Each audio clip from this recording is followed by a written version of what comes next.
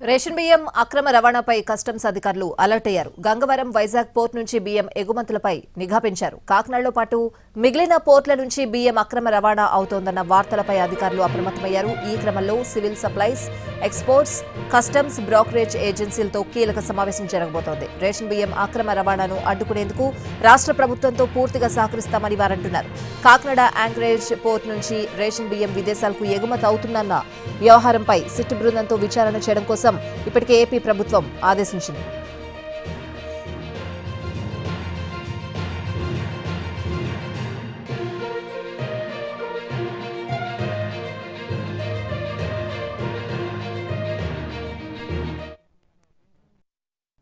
Civil supplies department అండి. We are PDS రైస్ని అక్రమంగా పంపించడంలో మేము we will not tolerate it. And civil supplies డిపార్ట్మెంట్తో పాటు మేము కూడా పనిచేస్తాము.